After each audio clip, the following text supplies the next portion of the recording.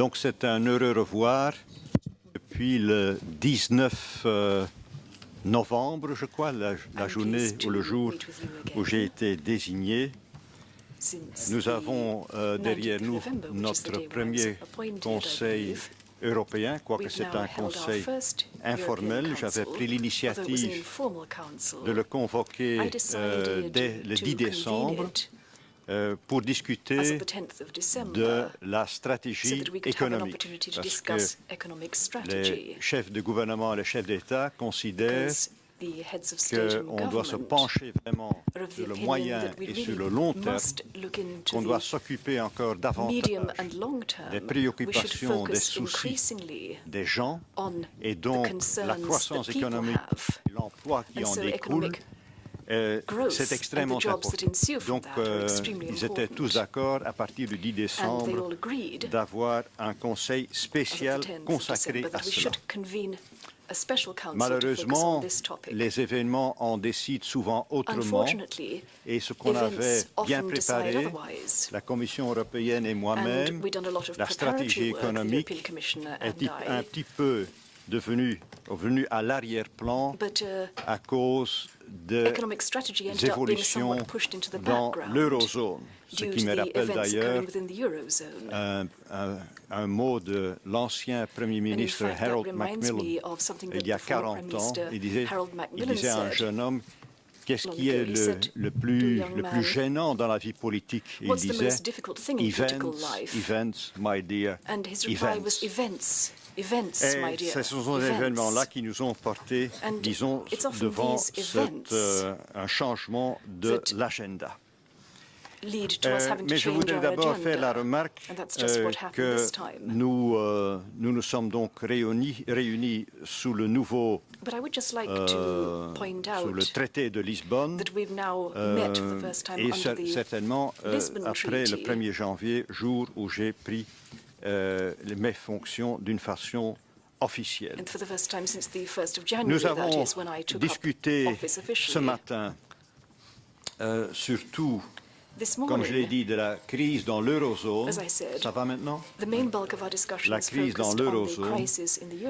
Nous avons eu, moi j'ai eu plusieurs contacts bilatéraux afin de créer un consensus. Il y a eu plusieurs réunions qui ont eu lieu dans des compositions différentes.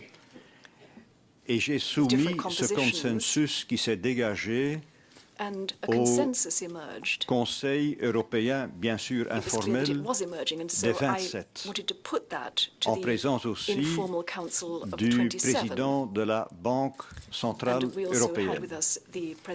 Vous avez pris connaissance entre-temps de cet accord. Il est extrêmement important qu'il y ait un accord. Certains en doutaient, ce n'est pas le cas. On a trouvé un accord après quelques heures de discussion. Et cet accord-là doit être exécuté, implémenté les jours, les semaines qui viennent, bien sûr. Mais c'est un accord qui traduit une volonté politique tout à fait claire, et c'est un message politique qu'on a voulu émettre aujourd'hui. Et donc ce message politique, c'est un message où il y a un volet de responsabilité.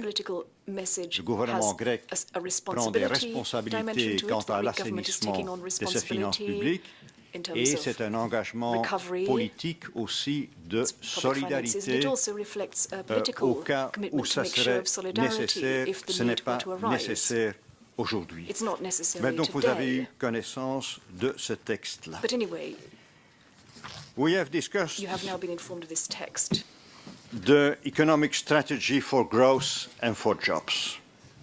And we devoted the main part of our meeting to this topic. For sure, it would have been foolish to only talk about the long term while neglecting the short term.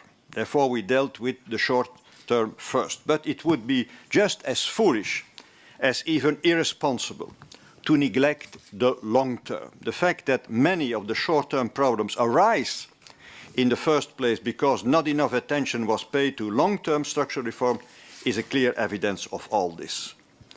We had long-standing reasons to put our strategy for jobs and growth on the agenda. Over the past 2 years, Europe faced the worst economic crisis since the 30s. The recovery is still fragile. All European economies are facing major challenges. Our economic growth is too slow to create jobs and sustain our social model, and we need to act together to keep up with the major economies in the world. Our European way of life is at stake. Structural reforms are necessary. We have known that for a long time. The question is not what, but how. I found a large consensus on the main ideas developed by the President of the Commission and by myself. He has developed some ideas about the content of economic strategy, and I have developed ideas on the governance. And I can say to you that the European Council is very ambitious. They want the ownership of the economic strategy for the European Council. Of course, involving as much as possible national governments, national parliaments, but the European Council wants to take the lead in the coming economic strategy.